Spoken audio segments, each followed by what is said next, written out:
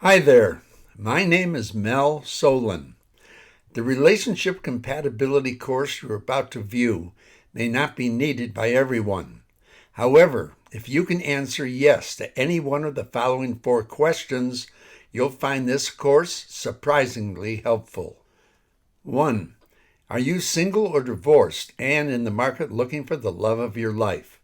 If so, this course can help you do that without spending weeks, months, or years dating the wrong people. 2. Are you in a dating relationship or engaged? If so, it can help you affirm that you're making a wise decision, or help you avoid making the biggest mistake of your life while contemplating the most important decision you may ever make. 3. Are you in a troubled relationship? If so, this course can help you save and revitalize it, or let it go with a clear conscience, knowing that you gave it your all. And 4, are you in a good relationship, even a very good one? If so, applying the ideas in this video can help you turn a good relationship into the relationship of your dreams. Plus, it can also increase the odds that you will never become a sad divorce statistic that no one, while they were happy and optimistic, ever saw coming. P.S. This video brings my book to life. Quick background. I'm a former CPA, ex-stockbroker, writer, and presenter of self-help content. My first book, a book of 8,540 quotations of ageless wisdom, is indexed, screened, and vetted like only an anal retentive retired CPA could imagine. It's like thousands of psychology, philosophy, and self-help books all rolled into one. For more background information, view the author background page following your completion of this video. My second book is titled Relationship Compatibility Checklist. More on this book coming up shortly. For your romantics, I met my departed wife, lover, best friend, and business partner throughout much of our lives in 1966 at a Beverly Hilton Hotel singles dance, got engaged 3 days later on Valentine's Day, and married 3 weeks later in Vegas during tax season. Her name was Bryna. Bryna passed weeks after our 50th anniversary, following a courageous battle with ALS, a neurological terminal illness also known as Lou Gehrig's disease. She was my motivation and inspiration for writing my relationship compatibility checklist. I was her full-time caregiver till the end. To hear Bryna's 10-minute audio response to hearing the words, "You have ALS, a terminal disease," click on the ALS link at the top of this page. In her message, she reaffirms that one of the most important things we had ever learned from our exposure to the self-help field was the importance of attitude. Even opposites with the right attitude can become compatible. It's called complementary. When a future concern and outcome are unknown, why not assume the best in the meantime? Some people habitually assume the worst so as to not be disappointed. In our minds, there was no greater predictor of a successful relationship than when both partners have a basic positive attitude toward life and making it happen. Here we are in Vegas on our wedding day. That's me at 26, 60 years ago. Moving on. The presentation you're about to view is a much expanded version of a program I recently wrote and presented live at an annual conference for an organization called Retrovi. I was more than pleased with the kudos and reviews, and I hope you'll feel the same. Retrovi is a community billed as a lifeline for marriages, created to heal, nurture, improve, and rebuild struggling relationships. Retrovi translated means rediscovery, reunite, and reunion. By incorporating the ideas, principles, and reminders in this video and implementing them with the aid of my book, you'll be able to accomplish any of the relationship goals described in slide number 2. On that note, I'll begin the program as though I were speaking to the participants at the conference. Welcome, everyone. If I'm correct, the purpose of your organization is to help you and its members address and resolve interpersonal relationship problems. Assuming that's a fair statement of your organization's purpose, how do you define interpersonal relationship problems? My answer? It's those problems that stand in the way of fulfilling your vows.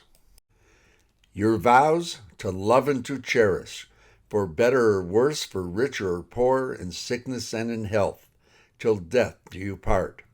I believe this may be the greatest challenge of your life. The challenge is difficult because relationships are exceptionally complicated, as are individuals.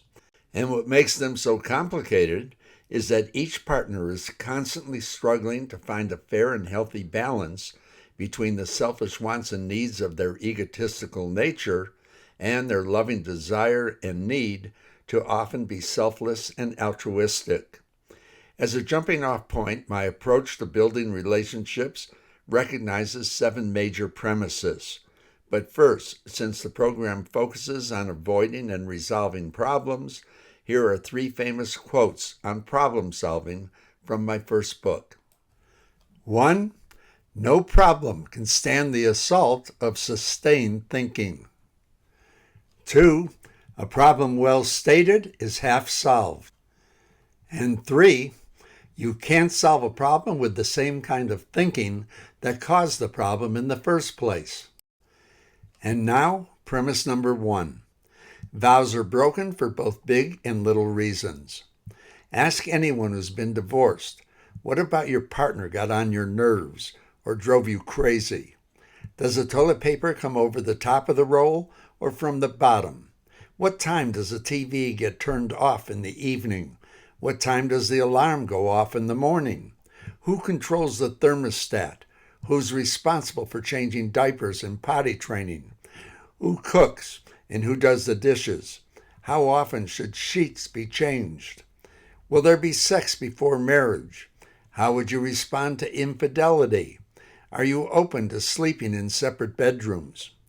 Would you be willing to move out of state, away from your family, if your partner got a job offer to do so with a huge raise? Would your answer change depending on the size of the raise? 3 more questions to make you think. 1. Given that either of the following can lead to divorce, which do you think is the more common reason? Something important that the relationship lacks, or something that occurs in the relationship that one finds intolerable? 2. Does unconditional love have any limits? 3. Do prenup agreements increase or decrease the chance of divorce? These and the preceding questions are just a few random samples from the Relationship Compatibility Checklist. It's the ultimate communication facilitator and red flag finder. The book contains 727 main questions, referred to as entries, many of which include numerous clarifying sub-questions. The questions are organized under 23 categories of life. It works like this. You and a partner or potential love interest both respond to the same entry, which is presented as either a question or as a statement about relationships or an attitude about life. Whether the questions are simple, thought-provoking, or profound, they are structured to be easy to answer. The first half of your response is circled YN, yes, no, TF, true, false, or ABC, etc. for multiple choice entries. The second half of the entry asks, if your partner were to answer differently or the opposite, would their answer, in your opinion, be circled NI, non-issue, a PC, potential conflict, or a DB, deal breaker? Put simply, the book is a tool to help you interview and profile yourself, your partner, or a potential love interest. You can read the book together or you can review it alone to prepare for a face-to-face discussion. Know that there are no absolutely right or wrong answers. There's simply each person's subjective opinion expressed with the circled abbreviations as shown in this slide. The answers are but a starting point for deliberation or discussion. Here are 3 sample entries. 1. Bullying, found in the children category. While preferring neither, would you rather that your child come home from school and tell you, A, he's being bullied, or B, he's being accused of being a bully?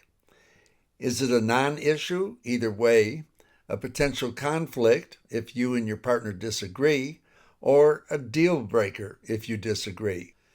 2. Keyword parents, found in the background category. Did they argue? Did they fight like cats and dogs? Did they hardly ever fight?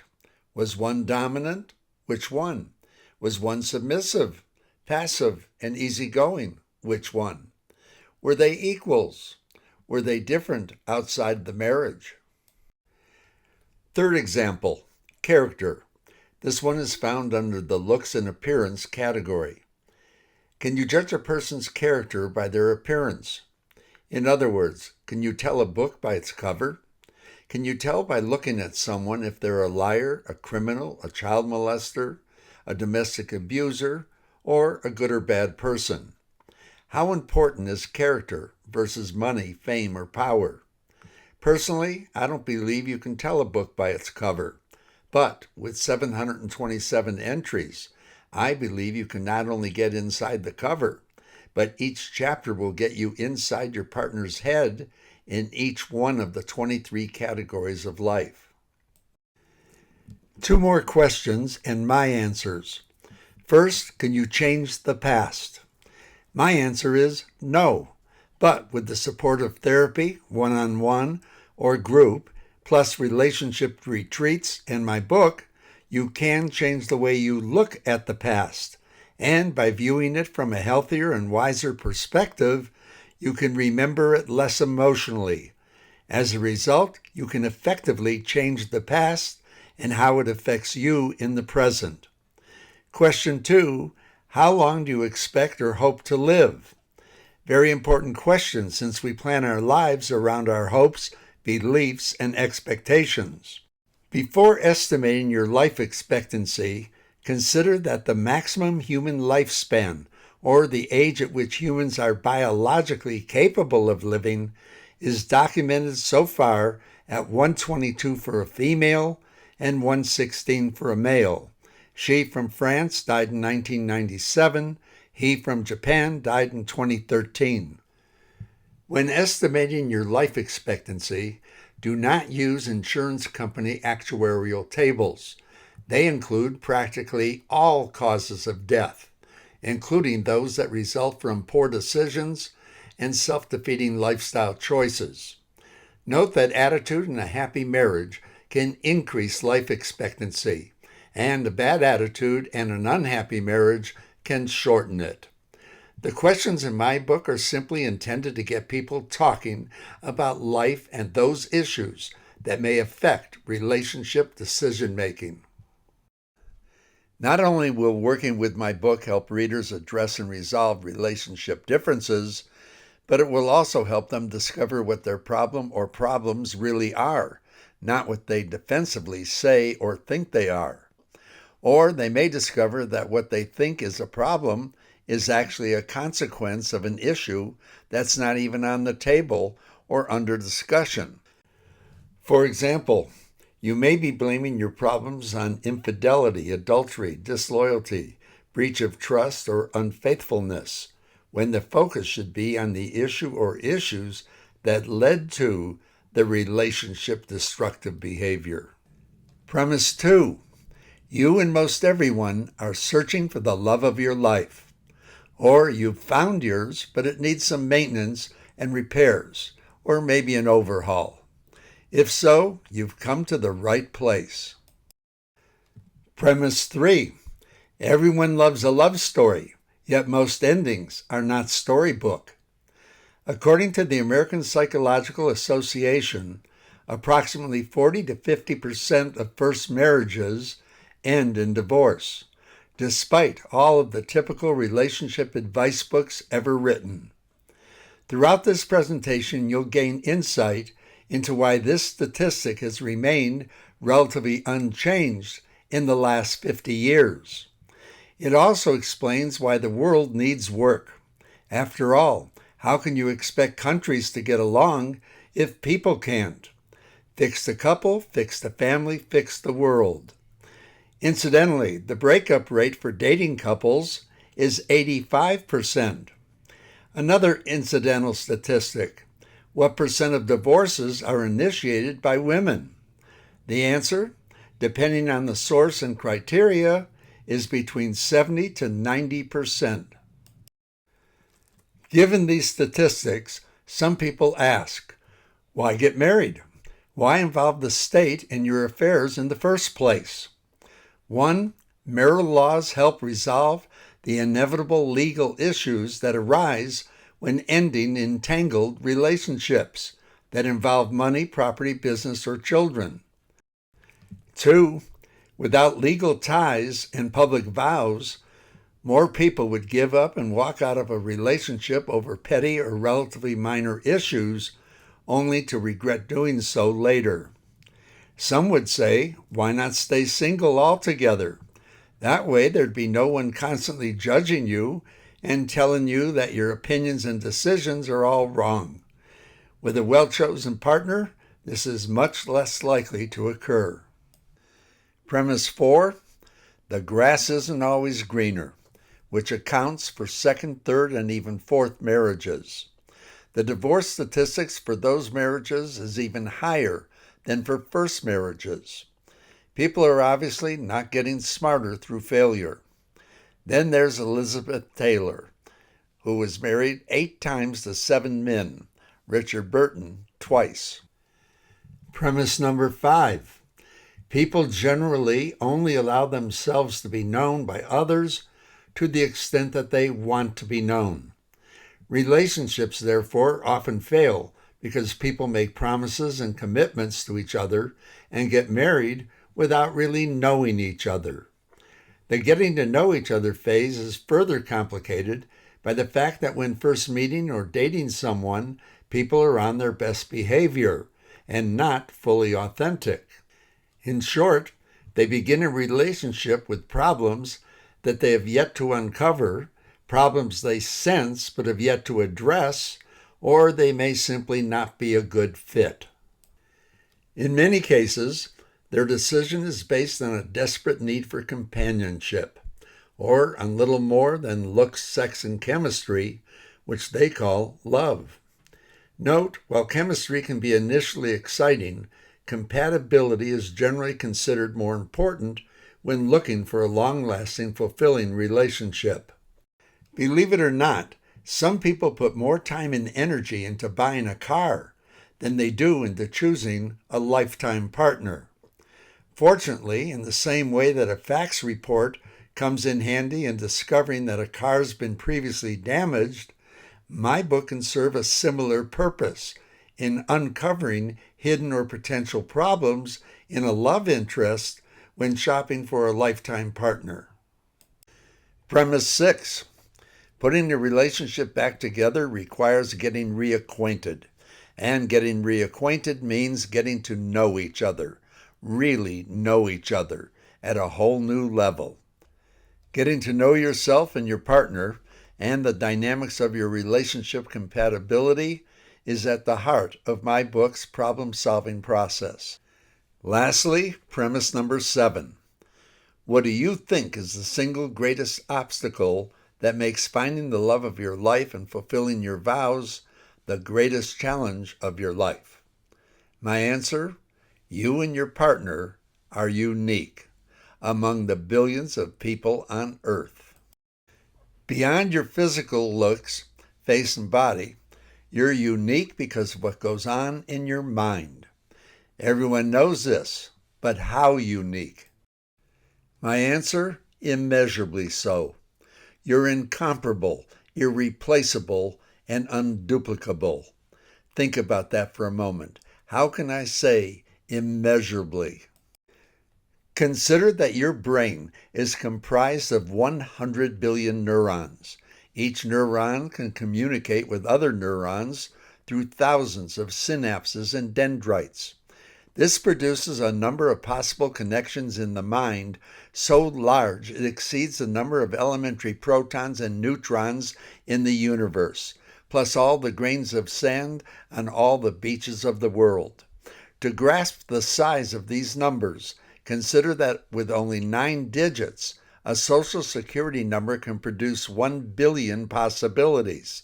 And there are more possible moves in a chess game played on 64 squares with 32 pieces than there are atoms in the universe. This means that no two minds, meaning no two people who have ever lived, have the same family, educational, social, political, religious, economic, cultural, racial, time, or place background. Just reconciling the differences in your TV, movie, and music preferences alone can be a challenge. Our inherent uniqueness further means that no two people have the same psychological, philosophical, and spiritual perspectives on life. This explains why our attitudinal and emotional responses to the same life event can vary so greatly. It's not the event that causes the response. It's the filter, the mind through which the event is processed. Believing that your unique perspective is the only valid one is a common precursor to many arguments and often manifests in personality types that are seen as judgmental, critical, and fault-finding. Given our differences, what then are the odds of finding someone whose tastes, values, attitudes, and philosophy of life itself are the same as ours? Is it any wonder that any relationships survive? Incidentally, my book includes whole categories on both philosophy and personality. The point is, the potential for incompatibility is practically infinite. Fortunately, with this book, many of these potential incompatibility issues, conflicts, or problems can be identified and brought to the surface. Until recognized, reconciling and decision-making are seriously compromised. On the plus side, just knowing how inherently unique people are and knowing that the grass isn't always greener helps us to be more tolerant of our differences and more willing to work at making things work. As stated previously, many relationships fail because the partners don't really know each other, and they don't know each other because they don't talk. They either don't know what to talk about or they're afraid to get real. But putting the relationship back together requires getting reacquainted, and that means talking about most everything and anything that goes on in your mind, openly and honestly, uninhibited by the fear of becoming psychologically intimate. As to what to talk about, the book solves that problem with its 727 questions covering 23 categories of life. As to getting real, consider this. The book is a non-threatening communication facilitator. It's non-threatening because the book is doing the asking. Not you, not your partner, not a therapist, not a marriage counselor, not a group leader. Just you plus a partner or love interest and the book. Most importantly, the book asks thoughtful, provocative questions that you are not likely to think of or have the nerve to ask, but would love to hear the answers to.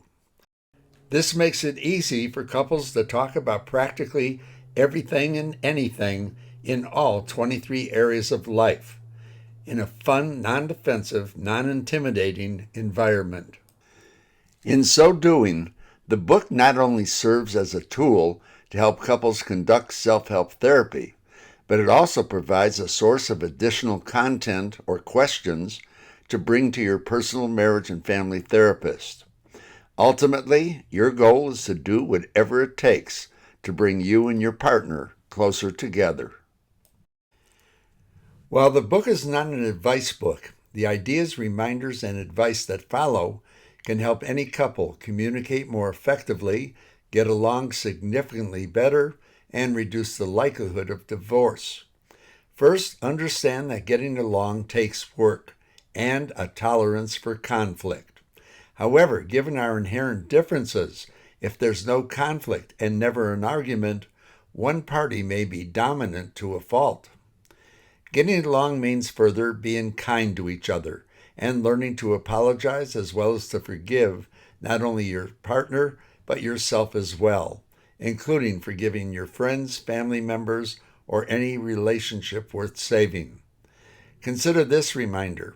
The foundation of any successful relationship is found in the 3 C's. What are the 3 C's? The answer? It's all about communication, compromise, and commitment. While infidelity and communication problems are cited as common reasons for divorce, commitment stands out as the most frequently reported cause.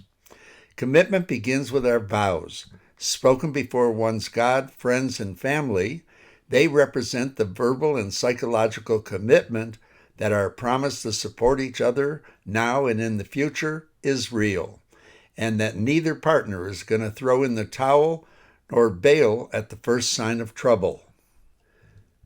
A marriage certificate, in addition to its previously mentioned practical benefits, is also legal evidence of that commitment. Commitment means further that when the character of your partner is attacked by others, you would give your partner the benefit of the doubt and be there for them. Ultimately, commitment provides the psychological environment and the fertilizer out of which trust, security, and peace of mind can grow. Here now are 7 quick hints on how to argue more fairly and effectively, and how to communicate more successfully. 1. Share differences of opinion with the understanding that there is no winning and losing. You're a team. When one member loses, the team loses. 2. Word choice matters. For example, know the difference between what you prefer and what you need. 3. Argue one issue, one point at a time. Interrupting and jumping to another issue or another point of contention while discussing a current problem is often a sidetrack. It's called going off topic or changing the subject, a way to escape facing the real issues in the topic at hand. 4. Make it a policy to question your use of generalities and absolutes, like every, only, always, never, all, none, everyone, no one. They tend to be gross exaggerations and quite provocative. 5. When arguing, stay away from words that are ethereal, pretty, and poetic, but are abstract, vague, and ambiguous. 6. Go easy on the superlatives and hyperbole, and avoid extremism. Note that many arguments are provoked when one's decision, opinion, or character is preceded by the word too. Selfish and forgiving are acceptable, but too selfish and too forgiving can be provocative. It's all a matter of degree. Think moderation. Robert F. Kennedy said it best. What is dangerous about extremists is not that their positions are extreme, but they are intolerant. The evil is not what they say about their cause, but what they say or imply about their opponents. 7. To argue successfully, stay open-minded. This means being willing to listen to another's point of view non-reactively. In fact, the more reactive you are, the more it suggests you're insecure and defensive about your own position. Listening with an open mind doesn't mean you're going to agree with your opponent or act on their position. What it does mean is that you're willing to listen and treat each other with respect and love, even when you're upset or angry. Again, that means genuinely listening, not just waiting for your turn to talk. As Aristotle said, it is the mark of an educated mind to be able to entertain a thought without accepting it. This is easy to do once you've accepted that almost more important than winning an argument or even getting some agreement is the basic need to feel heard. What follows is a classic communication rule that can increase the odds of listening and hearing each other even during contentious arguments. The communication rule described here was created by Carl Rogers, one of the most eminent psychologists of the 20th century. The rule states that to minimize contentious communications, each person can speak up for himself only after he has first restated the ideas and feelings of the previous speaker accurately and to that speaker's satisfaction. Basically, the rule asks, how does each person feel about the other person's ideas, and how does each person think the other person feels about their ideas? Remember, until the other party feels understood, it's not the opposing person's turn to speak. Flip a coin to see who goes first. The rule works whether we're talking about an argument between a husband and wife, a boss and an employee, partners in business, roommates, or a Democrat and a Republican. One more piece of advice in 2 words: know thyself. If you don't know yourself and share your thoughts and feelings, including your fears, how can you expect your partner to know you any better? And vice versa. Do you know your partner's hopes and dreams? Do they know yours? Beyond survival, what is your meaning and purpose for living? What are your attitudes toward money and work? A topic covered in the money, work, and financial category. Regarding your hopes and dreams, it's one thing to hope and dream. The question is, do you believe in them? On that note, here are a few of my beliefs on the topic of beliefs and dreams.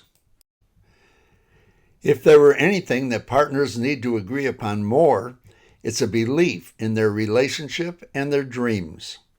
However, equally important is believing in the process and price necessary to turn those dreams into reality. As I am prone to say, getting what you want out of life is only half the battle. The other half is getting it at your own pace. Do you have or believe you'll find the perfect job? Confucius reminds us, choose a job you love and you will never have to work a day in your life.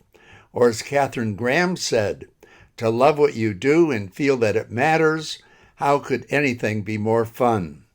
In either case, some people are motivated by a belief in an afterlife, others by the belief that they're creating a legacy that they believe will live on well after they're gone. The fact is, how we emotionally experience the present depends greatly on how we envision the future. A child who believes he will someday win an Olympic gold medal is happy in the present and excited about his future, no matter what the future may actually hold. Such is the power of believing in your dreams, even if they are considered by others as foolish and impractical. Don't poo-poo anyone's dreams. They may be the only thing that gets them out of bed in the morning. Dr. Reverend Schuller was once approached with the comment, "Dr. Schuller, I hope you live to see all of your dreams come true." To which he replied, "I hope I don't, for if I do, I shall have died before I've finished living." Know also that whatever you believe, stay humble. Life is full of curveballs. Dreams can be turned upside down in a moment by our physical and biological nature, including health issues and genetic surprises. Then there are the effects of our drinking, drugs, medications, smoking, eating, and exercise habits, factors over which we are much more in control. In either case, with the right attitude, life's curveballs can be turned into home runs. Helen Keller, for example, her story is possibly the most inspiring I've ever heard. Visit the eating and food category and the health, fitness, and medical category for some interesting perspectives on these topics. Last reminder on belief. If you're waiting for your dreams to come true before you'll be happy, you've obviously forgotten life's number one premise. It's a journey, not a destination. Trite, but true. The proof, however, that many people don't get it is how often the words, "I'll be happy when," come out of their mouths. If, on the other hand, your dreams and your belief in them make you happy in the here and now, consider yourself happier than most, even without being rich, famous, or powerful. Good luck. Earlier, when talking about our uniqueness, I stated that no two people have the exact same psychological, philosophical, and spiritual perspectives on life. On that note, with the psychology of belief behind us, what follows are 4 more basic premises of popular psychology. If partners can't agree with these basic psychological principles, I predict a very rocky road. Popular psychology premise number 1.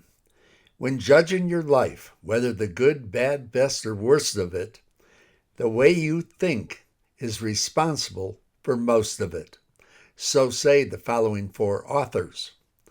Buddha Gautama says, all that we are is the result of what we have thought. The mind is everything. What we think, we become. Albert Ellis and Robert A. Harper, in their book, The Guide to Rational Living, say, man can live the most self-fulfilling, creative, and emotionally satisfying life by intelligently organizing and disciplining his thinking. Paul J. Meyer says, you are where you are and what you are because of the dominating thoughts that occupy your mind. Lastly, Dr. Norman Vincent Peale says, you are not what you think you are, but what you think you are. Popular psychology premise number 2. How one feels is a byproduct of what goes on between one's ears and less so on what's happening in the world around them, outside of their head. In short, we're sheltered in a house, but we live in our heads. Dr. Wayne Dyer explains feelings this way, quote, you are the person responsible for how you feel. You feel what you think, and you can learn to think differently about anything if you decide to do so. Ask yourself, is there a sufficient payoff in being unhappy, down, or hurt? Then begin to examine in depth the kind of thoughts that are leading you to these debilitating feelings. Close quote. Ask yourself, are you looking for sympathy? Are you wanting someone to feel guilty? Are you seeking an apology? In summary, change your thinking and you can change your mood and your feelings. The ball's in your court, in your head. Popular psychology premise number 3. Much of our thinking takes place subconsciously. Dr. Maxwell Maltz of psychocybernetics fame reminds us, your subconscious mind can't tell the difference between that which is real and that which is vividly imagined. Dr. Eric Berg says, just thinking about stressful situations can spike your blood pressure and increase the strain on your heart. Think about it. Have you ever had a nightmare that raised your blood pressure and made you perspire? But in your dream, you faced your fear and calmed yourself down? The point, control your thoughts, or they will surely control you. Popular psychology premise number 4. Before asking or expecting someone to change their mind or attitude, or before trying to change your own, consider the following. Changing the conscious and subconscious thinking that govern habits and attitudes requires remembering that habits are, by definition, resistant to change.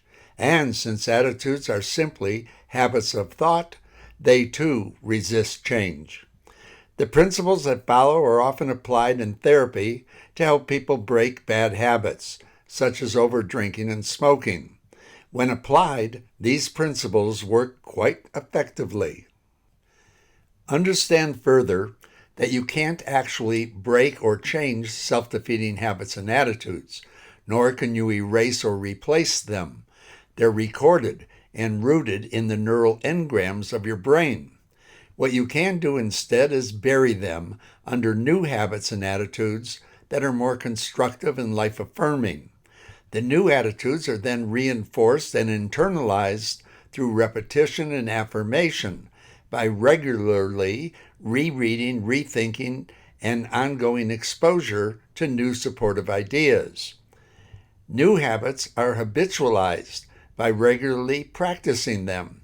Some experts say for at least 30 days. Basically, you learn to think and act differently, while the old habits and attitudes, in the absence of reinforcement, will decay over time. In the process, they will lose their ability to negatively influence your behavior or thinking. In short, the past doesn't own you. Where you came from and how you got here doesn't matter. Where you want to go does. With voluntary brainwashing and the power of the previously mentioned space repetition, reinforcement, and affirmation, you can reprogram your mind with your choice of new ideas that can not only take you where you want to go, but help you to do so automatically as a matter of internalized habits and attitudes. Keep in mind also, as Will Rogers used to say, you don't know anything unless you've learned it, and you haven't learned it unless you remember it. Again, the key is repetition, the same non-sophisticated way you learned your multiplication tables. This is why I compiled my quotations book. It's made reviewing pearls of wisdom and gems of thought a lot easier than rereading every self-help book or re-listening to every cassette or video that I'd ever been exposed to. Or, as Johann Wolfgang von Goethe said, all truly wise thoughts have been thought already thousands of times, but to make them truly ours, we must think them over again, honestly, until they take root in our own personal experience.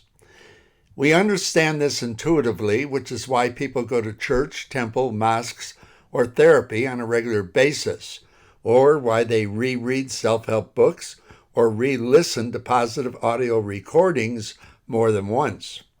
This is why I love the self-help field. When I'm teaching, I'm learning and reaffirming the thoughts and attitudes that I, too, want to live by. You can do the same. Besides blaming others for one's own feelings, as Dr. Dyer explained, here's another example of how people relegate control of their feelings to external events, occurrences, conditions, or circumstances. When one says words like, "It makes me angry," "It pisses me off," "It makes me sick to my stomach," or "It gives me a headache," know that the same "it" won't always affect others the same way. Therefore, the cause of the reactions is in one's thinking, not in the "it." Two people are seated next to each other on a roller coaster. Same event, same "it."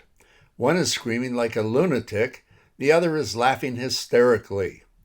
Once again, the "it" is not the cause of their reactions. It's their thinking, either conscious or subconscious.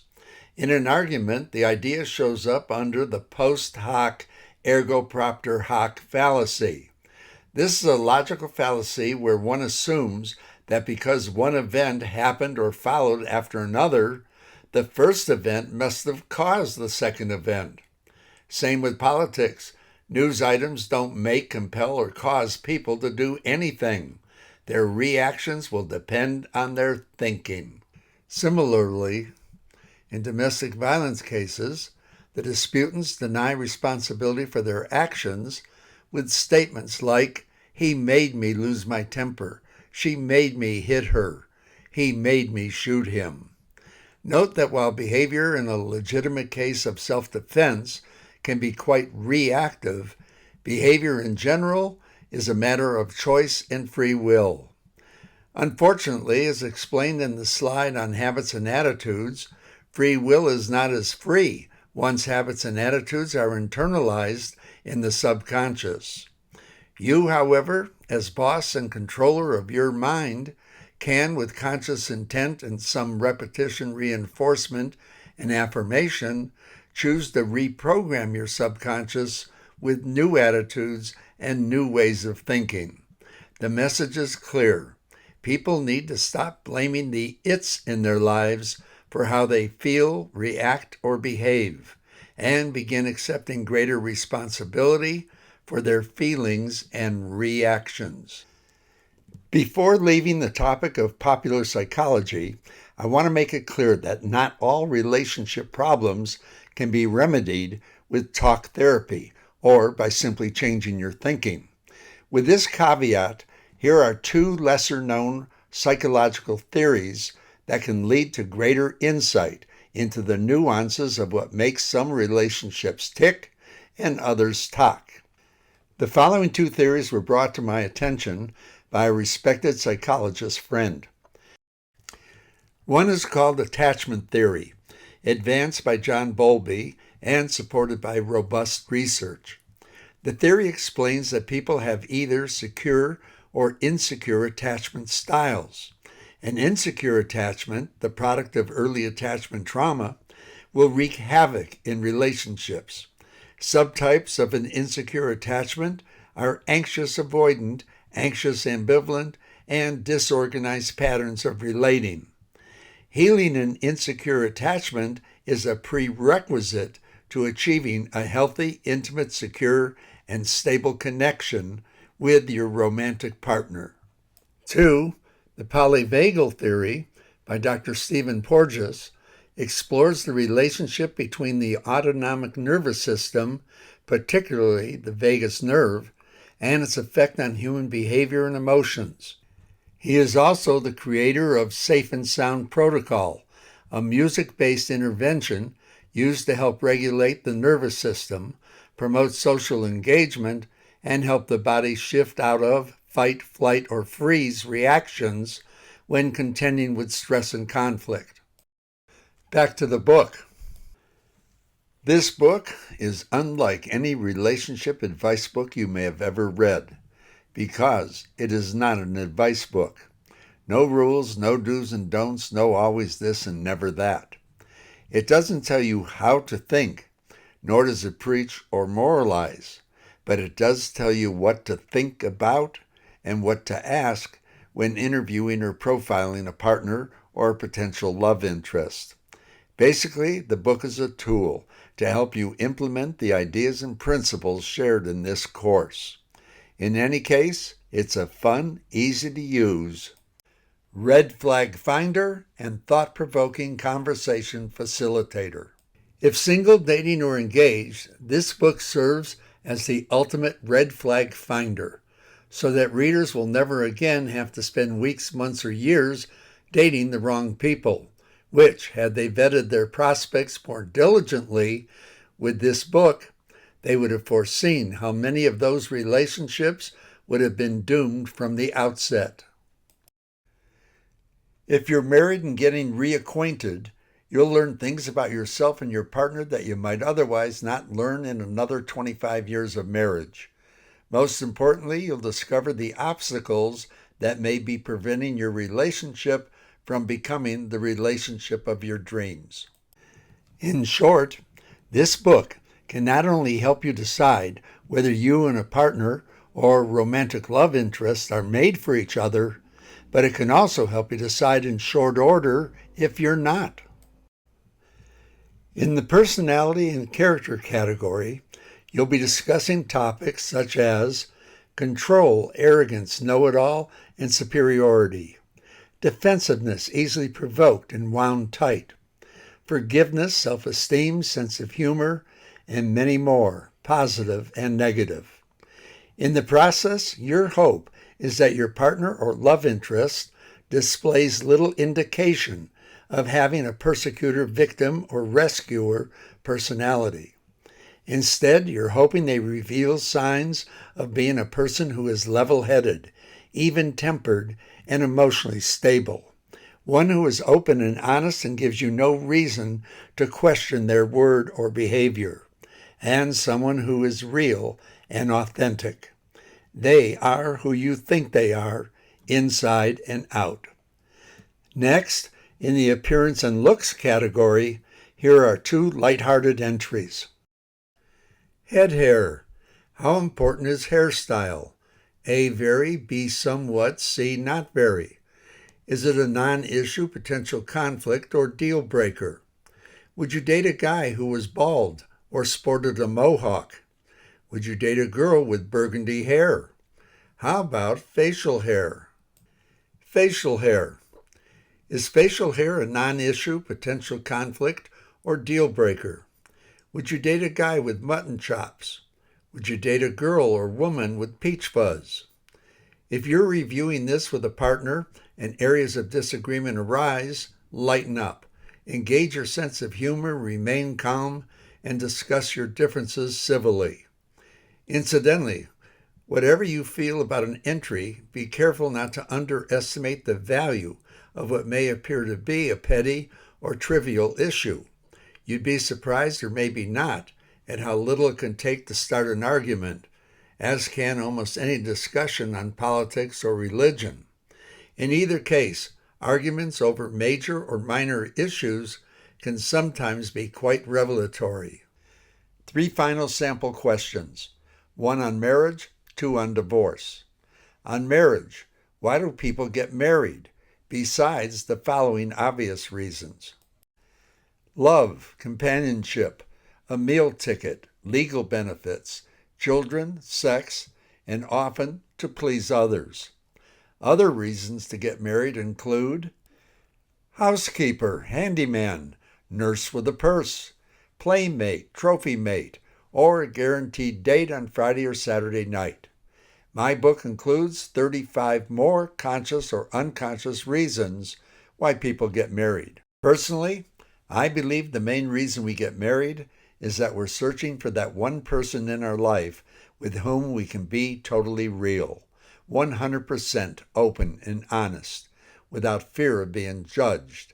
That one person who cares about the details of our life, someone who will be there for us when no one else is available, someone who doubles our reason for living. More than a best friend, we want a partner, someone who validates our view of the world and our place in it, someone whose character is so admirable that we can trust them with our heart and mind, someone with whom we can feel psychologically intimate. Question 1 of 2 on divorce. Before covering why people get divorced or end relationships, what are the 7 most common reasons why unhappy marriages do not end in divorce? Here's my list. Financial issues, religious vows, children, the insecurity of one or both partners, protecting appearances, legal issues, or too many obstacles to starting over. How about the fear of being alone? Note here that if these unhappy marriages were added to the divorce stats, the unhappy marriage stats would increase by another 15 to 25%. As I've said, making it an emotionally stimulating, honest relationship work takes work, a lot of work. Not hard work, just a lot of talking, and hopefully living the talk. Question 2 on divorce. What are some common reasons given for divorce or ending a relationship, besides the following obvious ones? Money problems, cheating or new love, incompatible goals, substance abuse, lack of commitment, big and little lies and loss of trust, little or poor communications. I believe that without open, honest communications, most relationships will fail, eventually. How about these additional reasons for divorce? Changes in appearance, temper, cross-dressing, health issues, lack of romance, partner wants an open relationship, partner hid the fact that they're bisexual, or the neurosis of either or both parties. My book includes 27 other conscious or unconscious reasons for divorce or ending a relationship. Remember, the grass on the other side of the fence isn't always greener. With my book, you can beat the odds. You don't have to become a sad statistic. At this point, you should have a lingering, gnawing question based on the fifth premise of my relationship philosophy. In it, I stated that people get married without really knowing each other, and that they generally only allow themselves to be known by others to the extent that they want to be known. This means few of us are truly transparent, especially early on. Whether due to low self-esteem or fear that they might not pass muster, everyone lies to some degree, by omission, exaggeration, or sometimes intent. If true, the question gnaws. How can you trust the partner's or romantic interest answers to the questions in this book? After all, the book is not a lie detector. While it's true that people can't read a lying mind, feelings can often tell us when answers to questions don't make sense or are inconsistent with or contradict other answers to questions that are tangentially related. Such inconsistencies can reveal possible deception and may suggest further inquiry. While the book is not a lie detector, the comprehensiveness and unique wording of the 727 questions in the 23 categories of life, combined with the tone and tenor of their answers, will give you a pretty good idea if a partner or potential love interest is being less than open and honest with you, or hopefully someone you find uncommonly trustworthy. As I said earlier, we only knew each other for 3 weeks from the day we met to the day we got married. In that time, we talked about everything and anything, often from morning to night and evening to daybreak. You and a partner, however, with the benefit of this book, could gain a surprisingly deep knowledge of each other in as little as a long evening or two. That's the power of this book. Because this book is so effective at helping you talk so candidly and straightforwardly, you'll soon experience the secret to and the joy of psychological intimacy.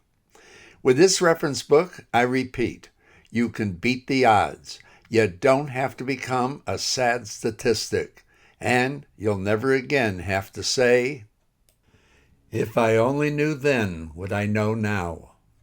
With that, I leave you with a 5-letter word acronym to remind you of what life is all about. Quite simply, it's all about heart. Health, economics, attitude, relationships, and thinking, conscious and subconscious. Note that at the center of it all is attitude. As the saying goes, there is very little difference in people, but that little difference makes a big difference. The little difference is attitude. The big difference is whether it's positive or negative. Here's a perfect example of this. While my wife was on her deathbed, she recorded her response to learning her fate with the words, "The disease may be taking my body, but it doesn't have to take my mind." In signing off, I wish that your life be blessed with the joy of a psychologically intimate and uniquely compatible life partner who also has a great attitude. What more could you ask for? Please share and help take this presentation viral, and join me in helping to make the world a kinder, nicer, more compatible place, one couple at a time. If, after viewing this video, you wish to buy the book, click on the Buy on Amazon button. Single copies are $19.95, soon to be $24.95. When single copies are raised to $24.95, the price, when purchased directly from me in lots of 5, will remain at $19.95. At any price, the book is a lot cheaper than a divorce. I highly recommend that you and your partner get your own copies and work on them in pencil. Keep in mind, the relationship compatibility checklist is also the perfect gift item. an exciting book club choice, and can creatively be made into a fun home party game. Incidentally, purchase of my book includes a subscription to my newsletter, The Thinker's Edge. The end. Or is it a new beginning?